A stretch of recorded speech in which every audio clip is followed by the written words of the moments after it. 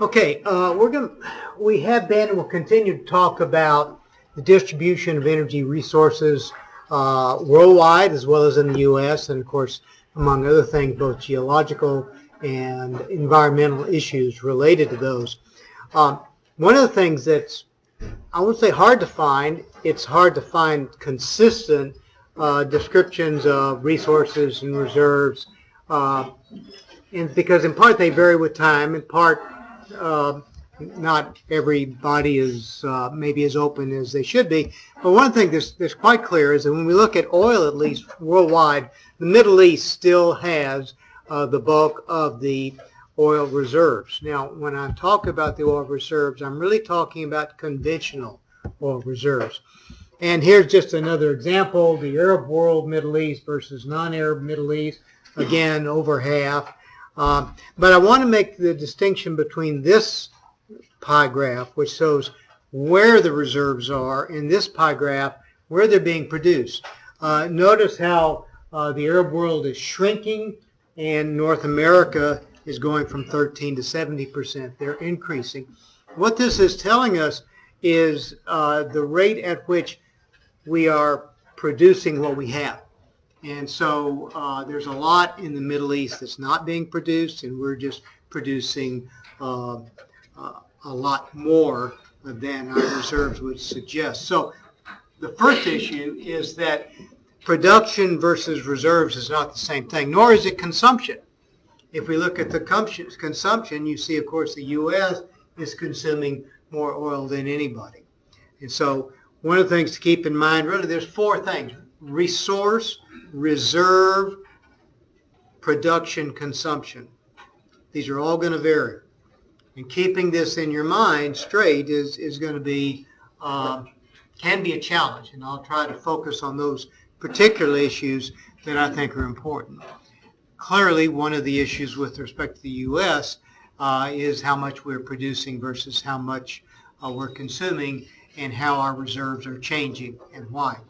Now, the fact is, notice this is 2011, this was actually 2013, this was 2009. These are changing for reasons that we've already talked about a little bit, and I'll talk about more. This is quite out of date, but I like it graphically because it imagines the world as if the size of the country were based on its oil reserves, not on its geographical landmass. And so when you see this, although things are changing, the Middle East is huge. China, Russia, and the U.S. are coming in there as well. Japan, they're just a dot in the map.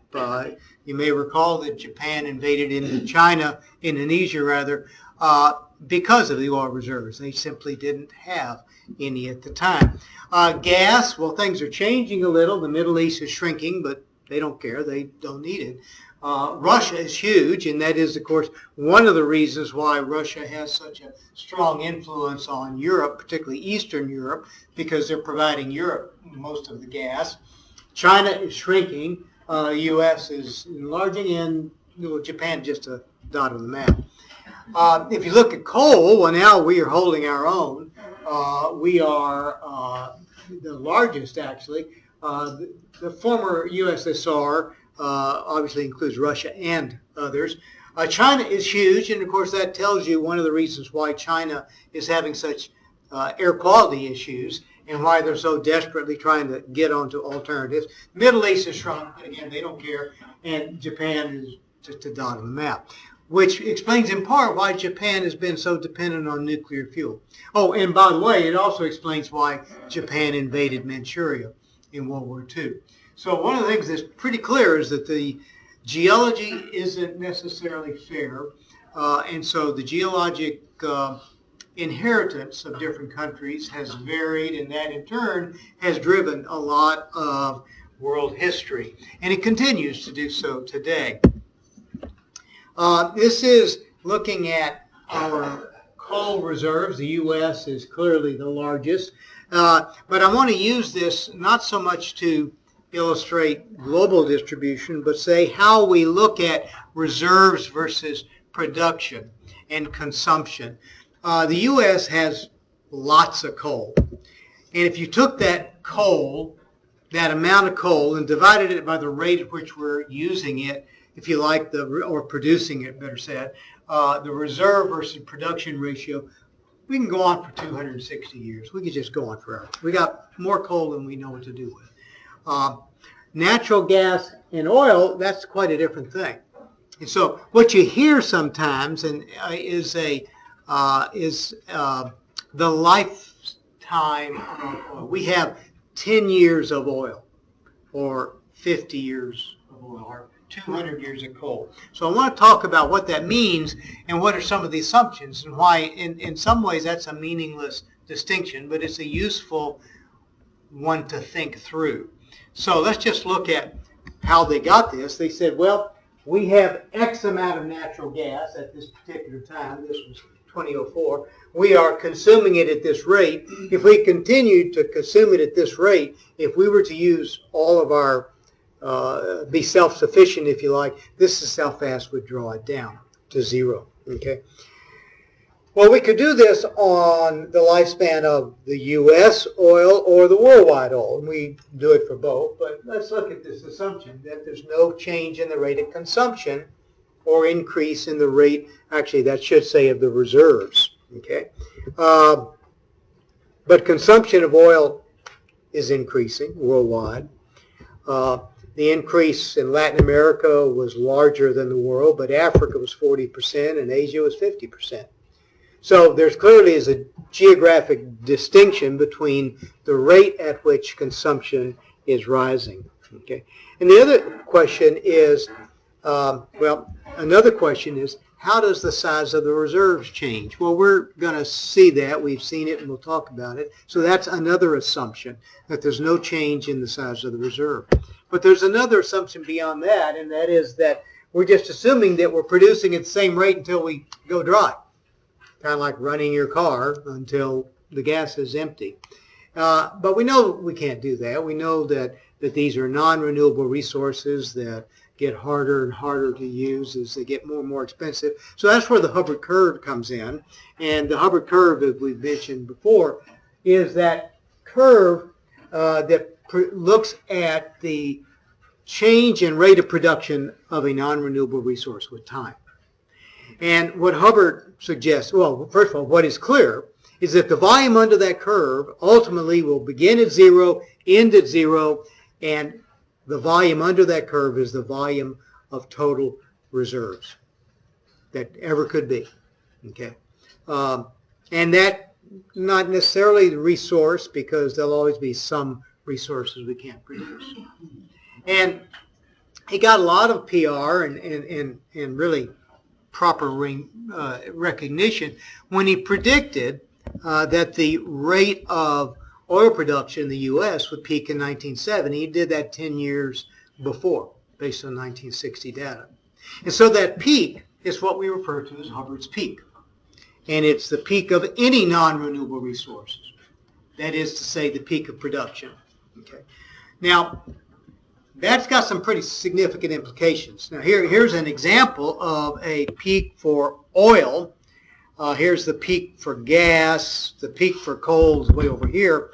This is worldwide, and this is actually not Greenpeace. It's AAPG, American Associated of Petroleum Geologists. And so at the time they did this, they were suggesting that the world's oil production would peak at about 2020.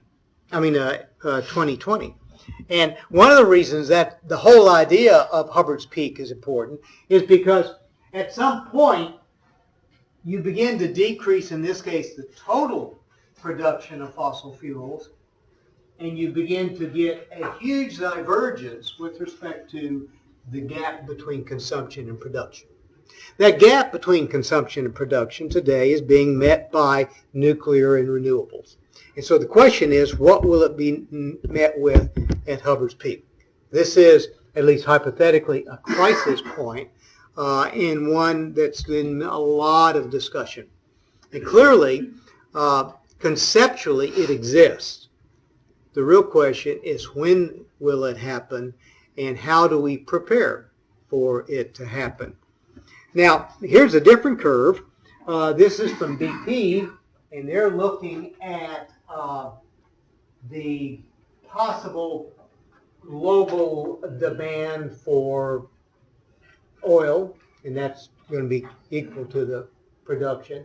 And they show a lot of variation, and the variation here depends on GDP and car efficiency, because clearly cars are a big driver with respect to oil. And their peak, if it happens, is around 2045 or 2050. Okay, so that's a big distinction.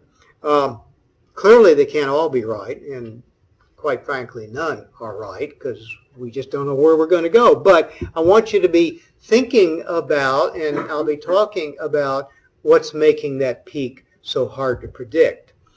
Now, one of the problems with the idea of we have X number of years of fill in the blank is that, as we've said earlier, resources are not the same as reserves.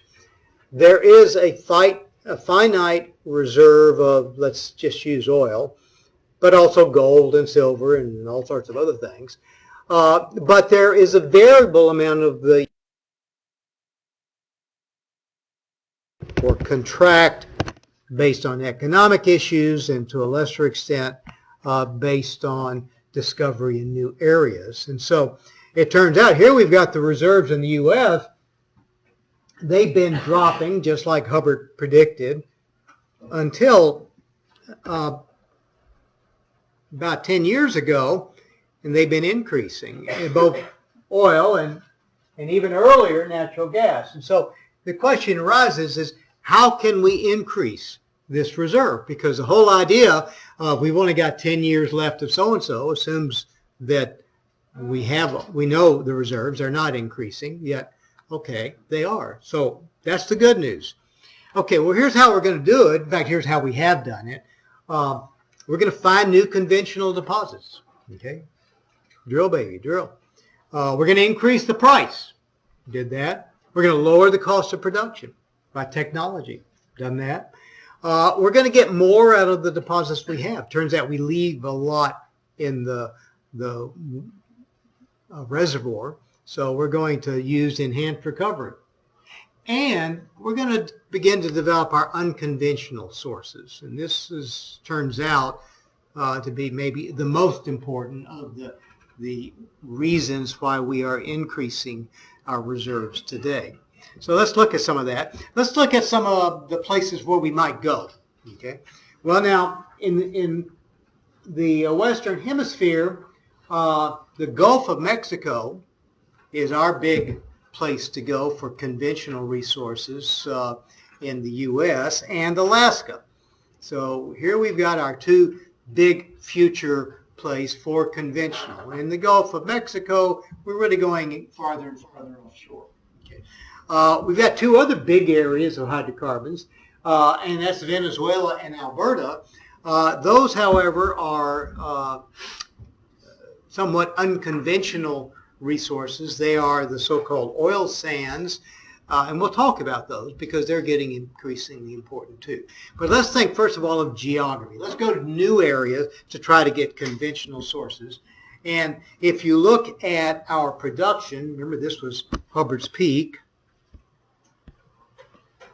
Well, part of it right in here turns out to be a little second Hubbert's peak. That's going to be Alaska. Okay, so here we have Alaska. We went to Alaska, we found more oil, and so that gave us a bit of a leg up. Didn't quite move the peak. It certainly deferred the time where we're going to run out.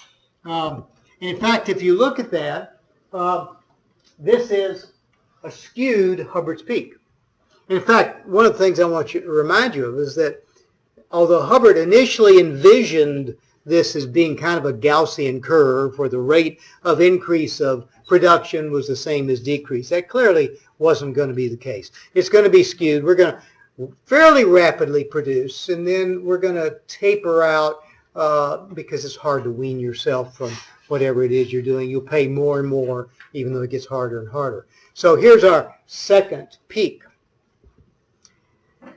Now here, down in here, here's Alaska sitting down in here. It's not a real big portion. of the petroleum world, although it's very important for Alaskans. The bulk actually is onshore and shallow offshore. Offshore Gulf of Mexico is really the deep water portion. So we're going to look at that as a potential place to go. But let's look at Alaska first. And the reference issue, and this was 2012, was more or less slow decline. Low price, really bad news. High price, we got a little bit of a bump again. So as much as Alaska is touted, it is, in a sense, like most things, a short-term fix. Environmentally, it's a major issue, both because of the needs for pipelines, but also because of the hazards and difficulties of drilling offshore. Because as it turns out, the bulk of the new Alaskan proposals for going to new areas is in the offshore. And the Arctic ice, even though it's melting, is still a major geotechnical hazard. So these are clearly price and environmental impact are going to vary how much we're going to get out of Alaska.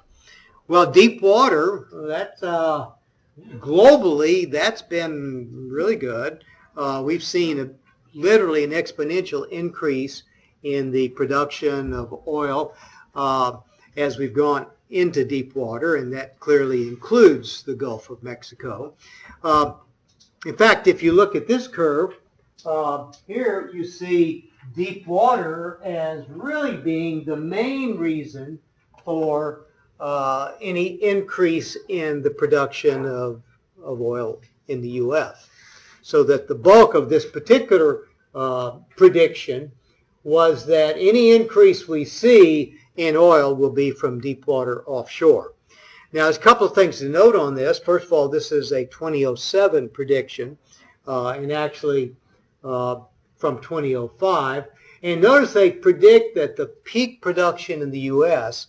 was about, or will be, about 6 million barrels per day. Okay.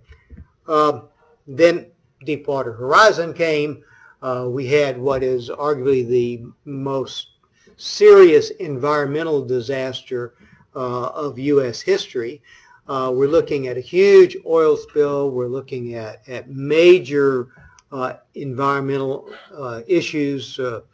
I'll talk more about that if I have time tomorrow. But it basically shut down offshore drilling, and it put a real damper for at least some time on the future of deep water in the U.S.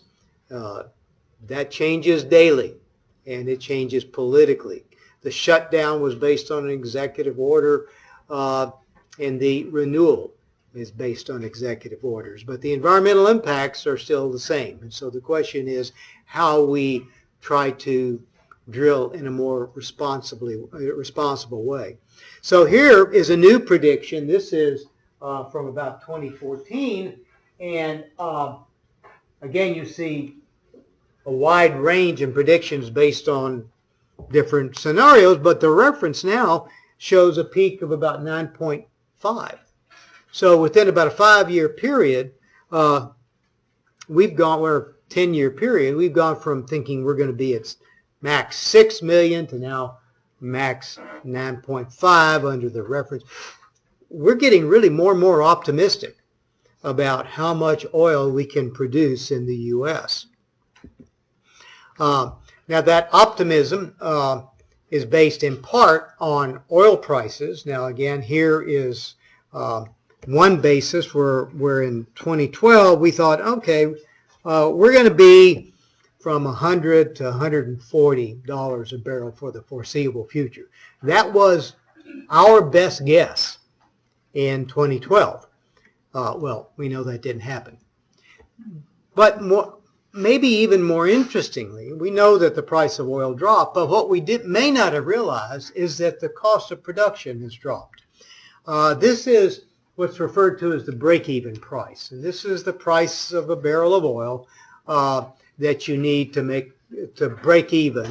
And in 2014, these were the prices for the major oil companies like Exxon and Shell and Conoco, but also some of the major tight oil companies, the companies that were basically drilling for unconventional oil. And what we see is that between 2014 and 2015, there was a precipitous drop. And in fact, in 2016, $40 barrel of oil all of a sudden becomes break-even profitable. So that is not a result of increasing prices. That is the result of increasing efficiency and technology.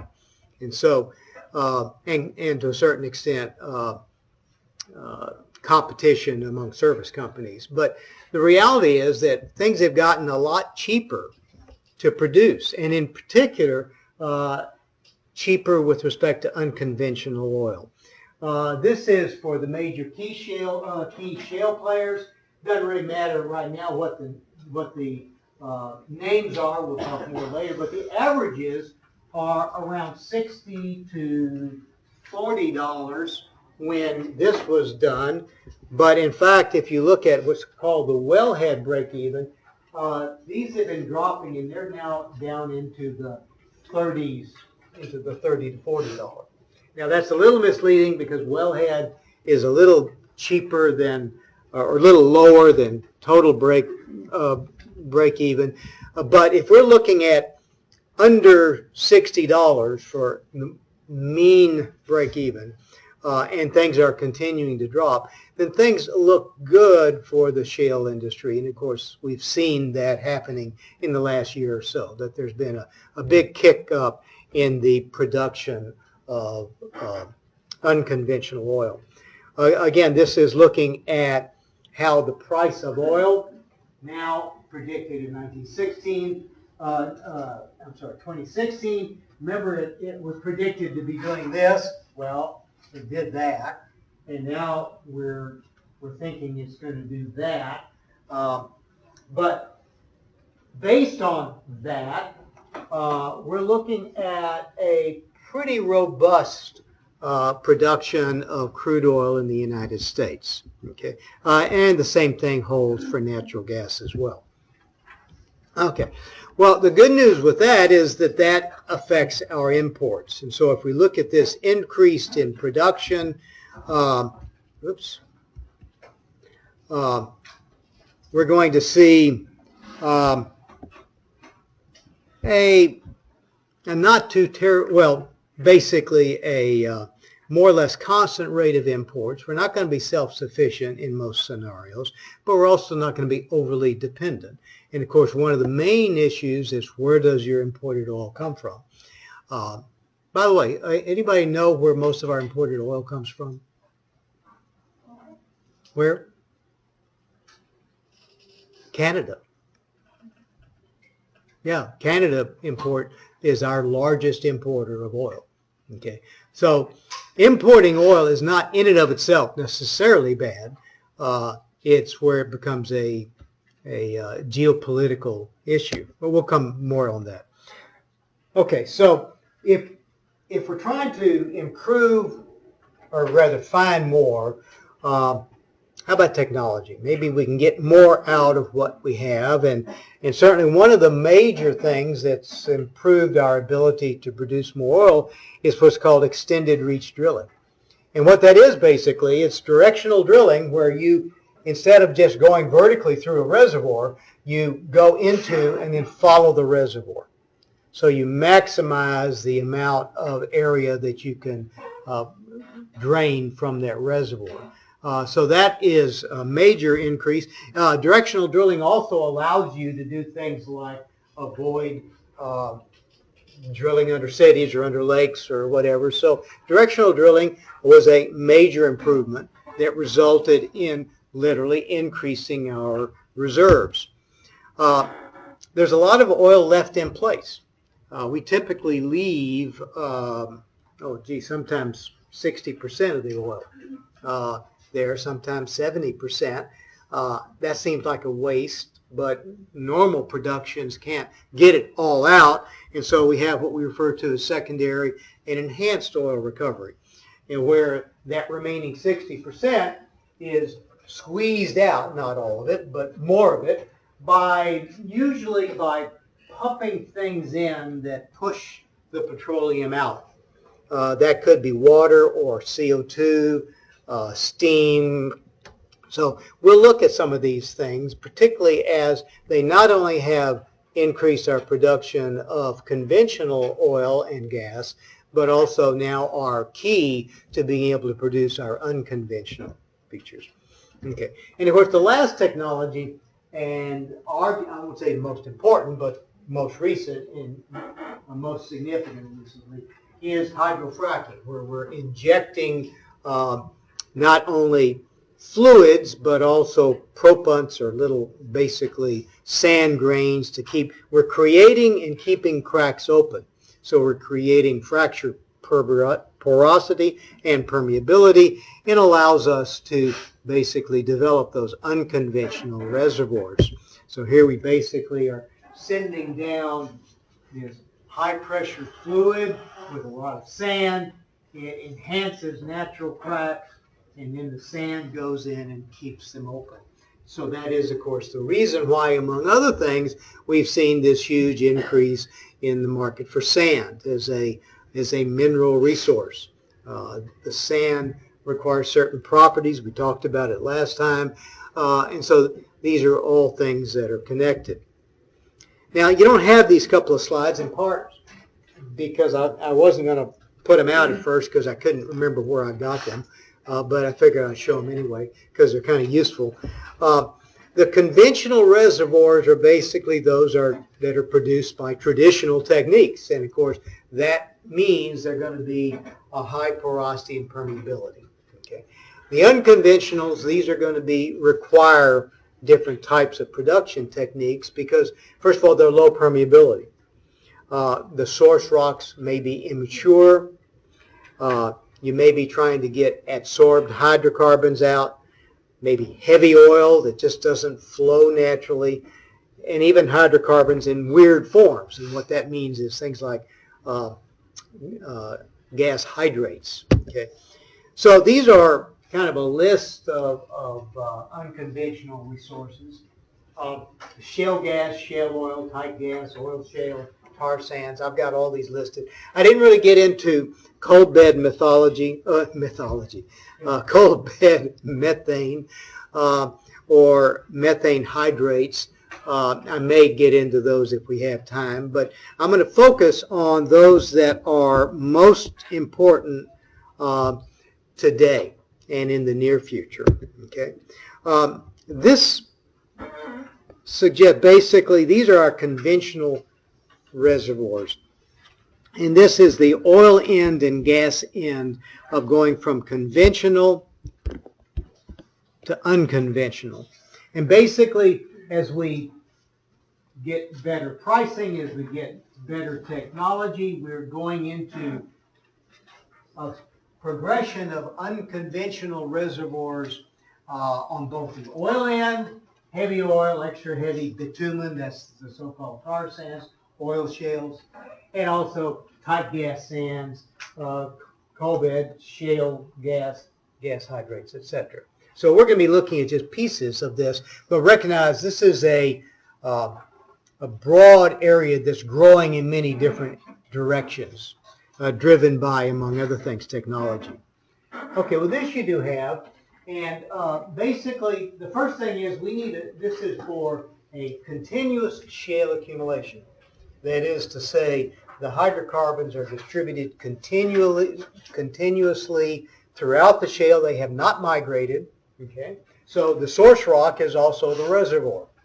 And it implies, among other things, that the shale is now or has been sometime in the past in an oil or gas window. Okay, so basically here's the oil generating window. Remember we talked about that.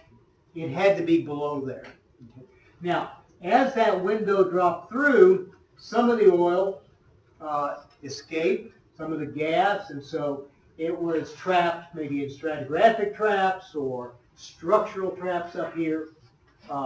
Some of the gas, which is shown in red, is sitting up here. Some of it over here is what we call associated gas. It's associated with the oil. But here is this huge area from which the hydrocarbons have not migrated. Now, they're probably not very mature. They haven't maturated to the point where they could get out, but also they're kind of trapped in this low permeability area. And so this is, as an example, the Bakken Formation. And the Bakken Formation is in North Dakota, and North Dakota has, among other things, the lowest unemployment rate of any place in the United States. And why is that? Because it's being driven by this unconventional market. Okay. And in some cases, the Bakken has a break-even price of around $25. And so it's really a very important reservoir, a very important formation. Now, one of the problems that I had trying to get this material together is that there's a lot of terminology that sometimes is not consistently used. So I'll try to define these various types of reservoirs as best I can. Now, the first thing is we're looking at low permeability reservoirs. So these are the reservoirs that almost by definition are unconventional. Okay, they're going to require a lot of work to get the hydrocarbons out. So the first thing we have is shale gas or shale natural gas. And so these shales are usually produced in terms using hydraulic fracturing or hydrofracturing. But then we also have tight gas. And that's a little different, although hydrofracturing sometimes will work there too. Here, these are low permeability, typically low permeability sandstones and carbonates. Okay, so this might be a fine-grained, poorly sorted sandstone, or maybe it's very thin-bedded sandstone. So these are the tight gas. A little bit of that from shale, but most of it's from coarser grain sediments. And then finally, tight oil, which basically is any low permeability reservoir that has oil. And notice I didn't say oil shale as opposed to shale oil. It turns out there's a difference. So let's look at tight oil for a second.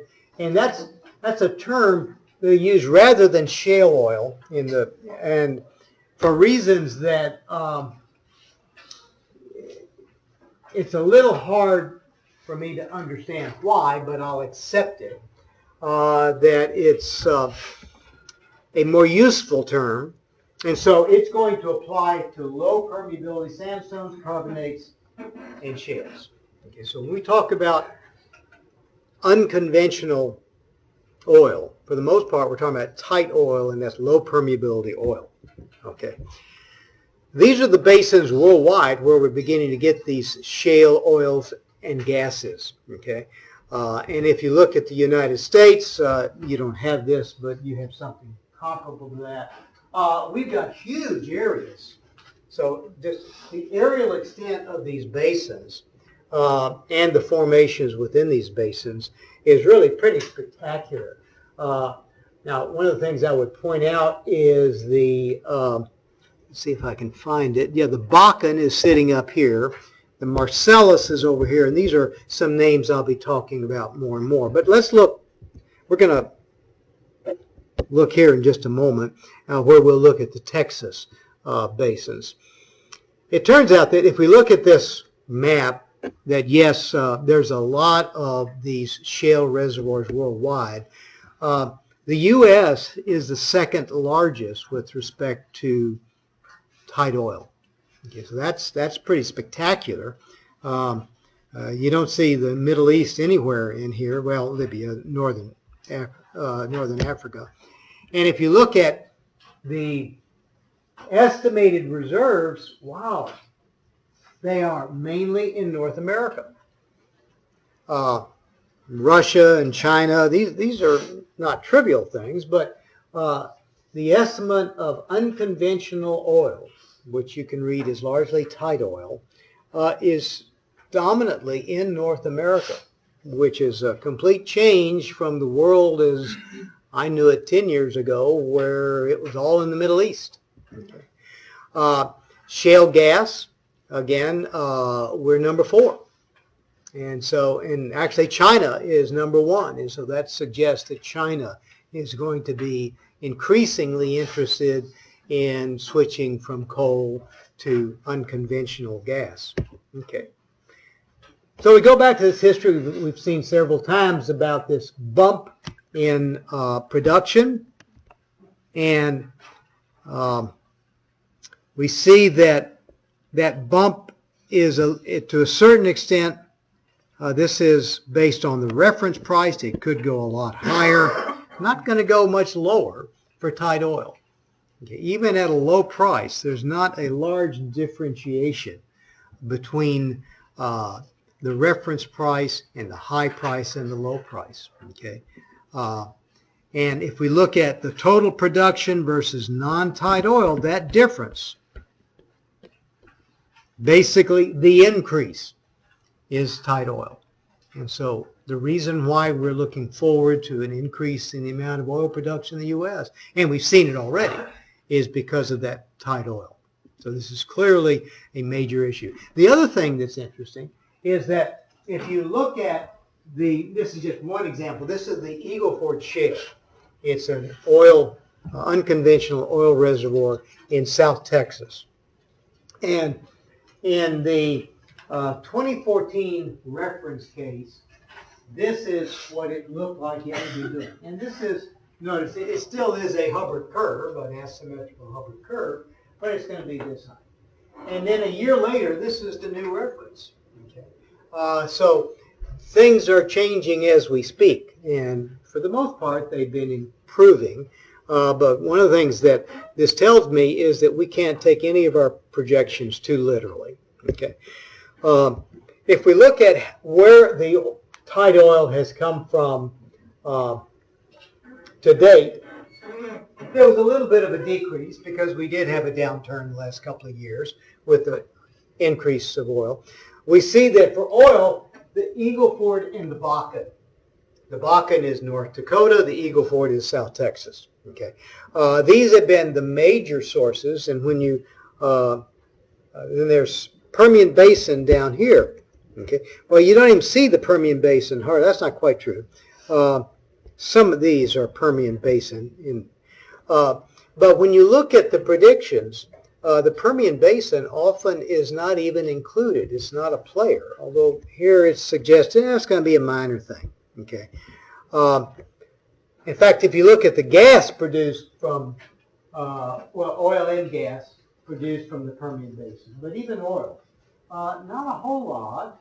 Well, now I take that back. For oil, they're really quite good, but when you look at the gas, the Marcellus just is dominating the world in terms of production. Okay, but here's a different story. This is money spent in land acquisitions in 2016. 40% of the money spent has been in companies going to the Permian Basin. And it's now suggested that the Permian Basin may hold maybe 29% of all oil future reserves. Okay, so let's look at the Permian, because this is an area that has been slighted in the projections, yet it's one that's near and dear to home. This is the Permian Basin. This, by the way, is the Eagle Ford down in here, South Texas, okay, and into Mexico. And so we're gonna look at this area here. We're going to enlarge it a little bit, and we're going to see well, I can show you here. There are multiple units. Now this turns out to be kind of interesting, because it means that if you were to drill a hole here, you might actually go through 3, 4, 5, even 6 major reservoirs. And so when the USGS started looking at that, they said, oh, well, we got this one, and this one, and this one, and this one, and this one, and this one. These are mainly Wolfcamp. And there's Midland, just kind of to locate yourself. that has a lot of potential. And in fact, it is now estimated to be the largest continuous, or if you like, unconventional oil region ever assessed by the USGS. It's 3 times larger than the Bakken. Okay. It's looking at 20 billion barrels of oil in technically recoverable. So within the last 3 months, well, no, make it 5 now, we've come to recognize that really the biggest player for future tight oil or unconventional oil is going to be in West Texas. And so that's going to have environmental implications. For example, one of the things we know, I'll talk more about the problems in a moment, but just one example is that there's a lot of oil near Marfa. Marfa, if you may know, is out near Big Bend, but it's also near Balmorea State Park, which is a huge state park that's got a very large spring-fed lake that's a significant environmental and recreational area. And so a major concern now is with respect to water use and water issues that will be clearly needed if we are going to be producing from these major sources. Okay. Let me also look at shale gas. It's somewhat the same. Here's our gas-rich shale. It just never migrated out. That's going to be our shale gas. Here's tight sand gas. Okay. So here we have these pockets where, because of permeability changes, the gas is trapped. Here we have conventional, again, associated gas. There's a seal and an up-dip trap with oiled-in gas. We've got, again, non-associated gas in traps. And then we have coal bed methane. Now, I'm not going to talk about coal bed methane today. If I have time, I'll mention it later. But it's potentially an important source of natural gas. And it may be more and more important as we begin to wonder what are we going to do with our coal resources. But we're gonna leave that aside and focus on these shale gases. Okay. Shale gas, as opposed, well, tight gas has been the dominant source of unconventional gases up until really about 2010, when shale gas took over. Okay. And this is the future for American gas and, to a lesser extent, gas worldwide. Now, like all of these, it depends on the estimates. This is reference. It could increase even more with technological breakthroughs and high prices. But no matter how you cut it, the future for gas looks even better. And the future for gas, again, as the source, now we're looking at different reservoirs. The Bakken, if you remember, was huge, but it's mainly oil. Marcellus was not very big, but Marcellus is mainly gas. And so the Marcellus is a very large producer of shale gas. Eagle Ford produces both. Okay. And now we're getting down into, again, some of the Permian basins. But this is where it's coming from to date. And this is the portion of that with respect to the total. Okay. If you look at natural gas production in the U.S., you're looking at probably 30 or 40% of it coming from 5 states.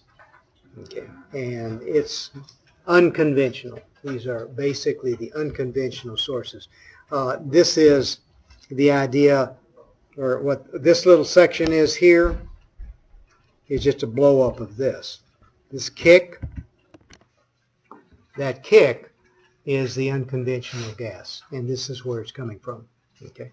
And of course, the other thing, notice that we're actually, for net imports, we're importing less and less. fact, that's just shown here even more. And it seems likely, this is a 2013 prediction, it'll be a little off, but it seems likely that we'll be net exporters in natural gas by 2020, maybe before. Okay. Now, if you look at where our fuel is coming from in the past, 36 from petroleum, 18 from coal, etc. Natural gas, 27%. It's going to go up to 30%, go up down to 31%. Coal may or may not stay the same, but we're seeing liquid biofuels, renewables, well, increase, by 25%.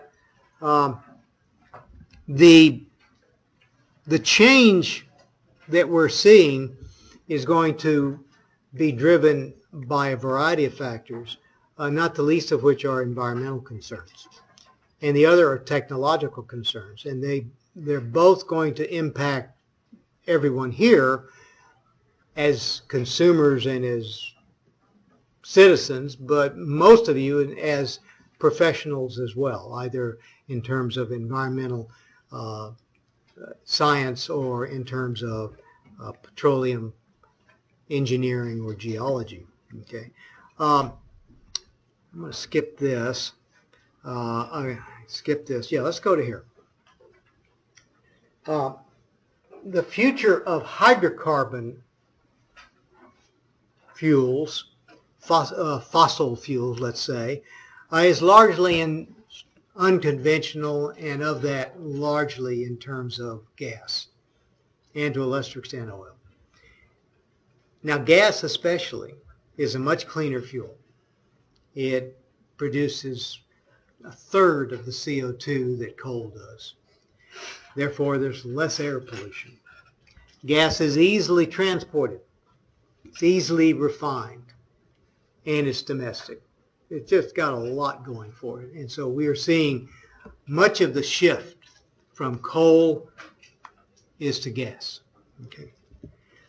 But we also have to recognize some of the things that are driving it. The price can impact the availability. One of the biggest issues, because these are unconventional, we're having to use hydrofracking to produce them. This has the potential for contaminating groundwater. That could be from poor casing, leaky casing, to leaky storage. Methane leakage is particularly bad, and this largely is related to the storage and the transportation. This is a major air pollutant and greenhouse gas. Because of the high well density, I think you may recall a picture that I showed south of Dallas. The well pads are just everywhere. We've already talked about wastewater injection. We got to get rid of the wastewater. There's the huge volume of water that is used for hydraulic fracturing. First of all, requires a lot of water to get there in the first place. So there's a big demand on the water resources. And then when it comes out, it's contaminated. So what do we do with it? Well, we inject it into deep reservoirs. Some concern about leakage of the reservoirs, but among other things, we clearly know they induce earthquakes. So just consider what the problems we have. One of the things you may not realize is we use a lot of underground storage. We literally pump gas back into reservoirs. We pump oil back into salt domes. And one of those underground storage facilities started leaking methane, and it was the largest hydrocarbon release since Deepwater Horizon in 2010. This was a major gas leak of methane from this underground reservoir due to a blowout. So the potential for air pollution occurs at many steps, many stages of oil and gas production. It's the biggest contributor to climate change came from one single well. Okay, 77,000 tons of methane. Okay, so clearly this has the potential of being like a Deepwater Horizon, a wake-up call, because we have thousands of these underground storage sites. We talked about the fact that we got earthquakes, that Oklahoma is now the earthquake capital of America, much to the chagrin or perhaps relief of California, that we've seen this exponential increase in earthquakes in areas where we're doing basically producing those unconventional reservoirs. And a lot of the problems has to do with the fact that as we inject this wastewater at very high rates, we're reactivating old faults. We forget that a lot of the area, even in the mid-continent, has faults in them. And depending on where the injection is, we get a lot of reactivation. And so in this particular example, we finally reached the point where almost everybody has accepted the reality that high volume injection of wastewater is creating these earthquakes. And as a result, state regulators are ordering the shutdown of some disposal wells and asking people to reduce the rate at which you're injecting it in those areas that are prone.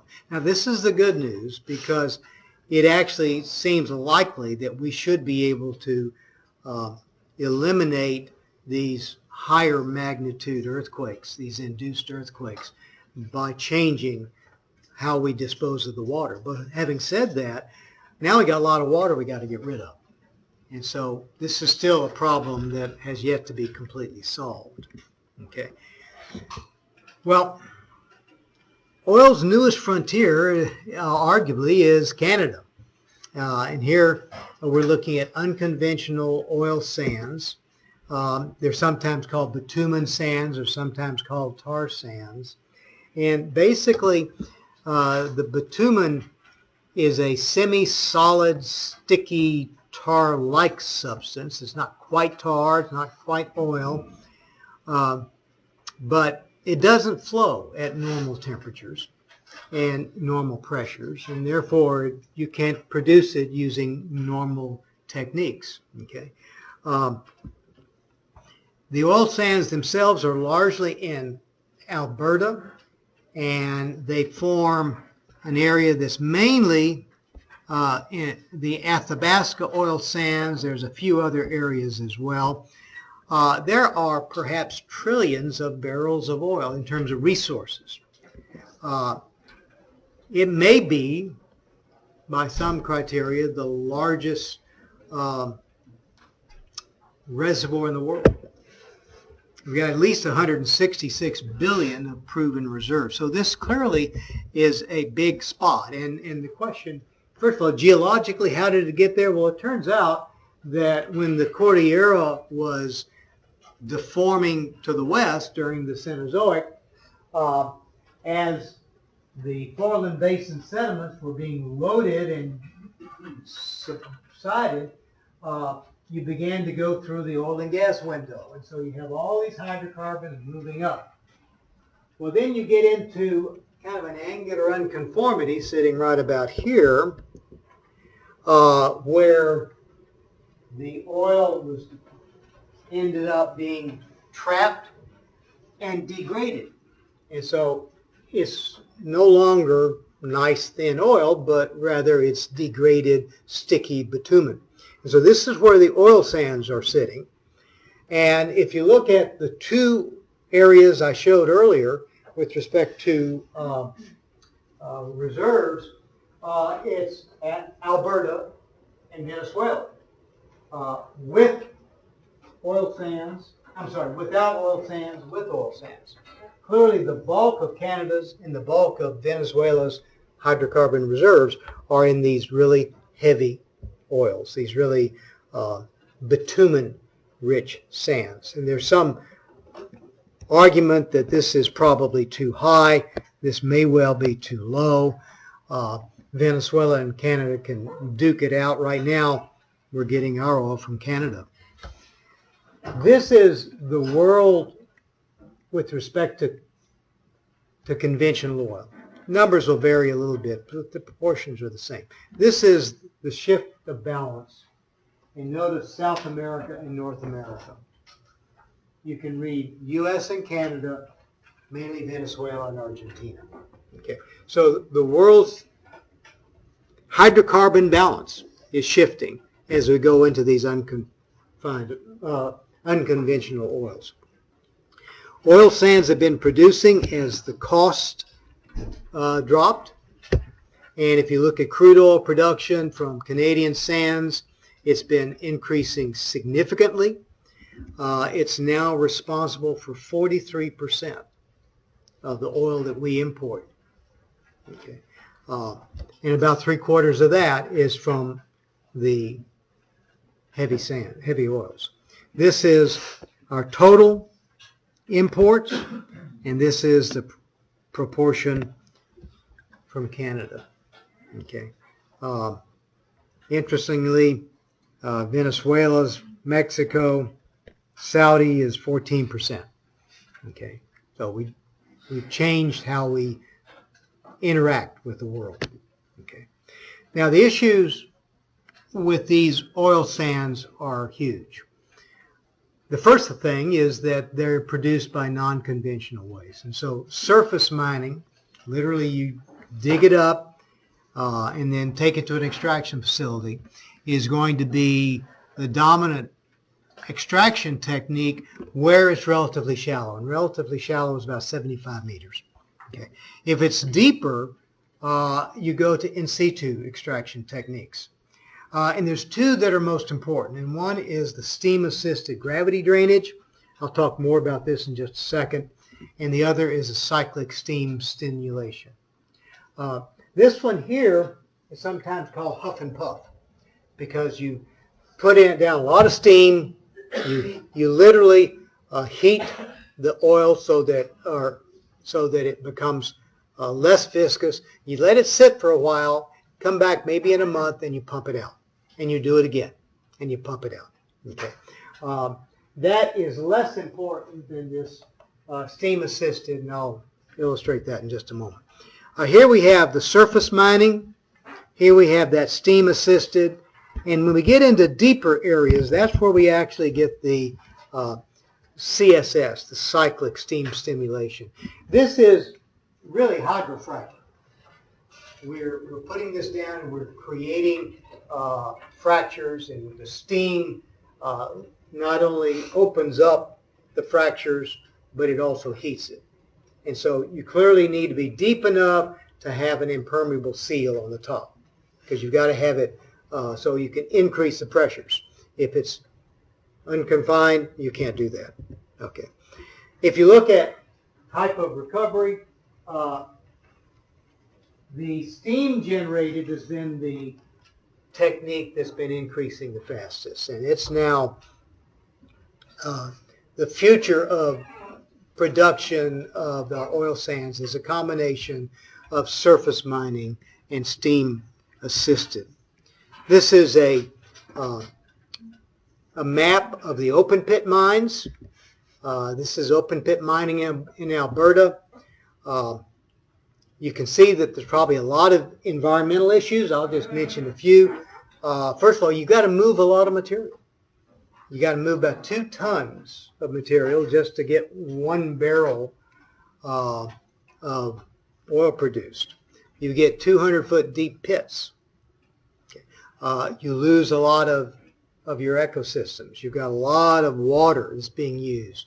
2 to 5 barrels of water, every barrel of oil. So a lot of environmental issues. Here's the open pit mining. So it seems to reason that with the increase in situ methods, maybe at least some of those impacts would be less. Here we have the well fields. Okay, and so this is where the unit crops out or is shallow, it gets progressively deeper, and so therefore we see the shift from surface to steam. Okay. So this steam-assisted gravity unit is really kind of an interesting one, because literally we put down a pair of horizontal wells. And so we send it down, and we send down a whole series of pairs running down this formation. And one pair injects steam, and the other produces the oil. Okay, and that what it's producing in are basically fluvial deposits. These are channel deposits, meandering channel deposits, and basically this is the area that they're producing from. And so notice the steam well is the one on top, and the production well is the one on the bottom. And so it literally, you bring in the steam heats a cone of hydrocarbon that then flows down this periphery and is collected by the producing well. So it's a very efficient way. It's kind of neat, actually. But it's not without issues. It requires a lot of water still. It doesn't require as much water as direct land mining. Uses a smaller footprint, but when you take into account habitat fragmentation, the concern is it may even, biologically, it may be worse. And it's a hydrocarbon, and more specifically, it's oil. And so, first of all, it takes a lot of energy to produce it. You have to use energy to get the steam, to get it out. So 2/3 of the energy produced is basically recycled into consuming. So you're only getting back 1/3 of the energy. And it's 2 to 6 times the amount of CO2 when it's burned. So there's major air pollution issues. So this is a serious problem with using this particular source. One of the difficulties is you get different numbers. Needless to say, people are on both sides of this issue. Sometimes people say you only use 10 to 20% more hydrocarbons, not 600% more. Well, that's a big difference. And I can't evaluate or critique those differences here, but I would just remind you that never take one number as gospel, particularly in something as controversial as this. And of course, you got to transport it. If 43% of our oil is coming from Canada and 3/4 of that is coming from oil sands, how do we get it there? Well, we could get it through a pipeline. Big environmental issues there, particularly with respect to pollution of groundwater, and in particular the Ogallala groundwater aquifer. So that's potentially bad. But right now we're using oil trains. That's demonstrably bad. The oil trains are coming in. They periodically crash and catch on fire. There is not an easy answer to the question of what's the best way to get that imported oil here. Certainly from an environmental point of view. Now, in all fairness, much of the environmental concern, though it's been focused on the Keystone Pipeline and problems of groundwater pollution and things like Indian rights and the like, a lot of it really goes back to this here, that this is just a dirty source of oil. Dirty in the sense of air pollution. So, yes, there is the potential for groundwater pollution, but that's probably one of the least of the problems with respect to this. But having said that, look how big a solution it is. Look how important it is in the U.S. And so this will continue to be an issue as we look for other sources. Okay. Now I'm going to break here. My TA is going to pass out a course evaluation, and I want you to fill it out while you're here. Let me mention just one thing about it. Well, it is clearly anonymous. Do not put your name on it.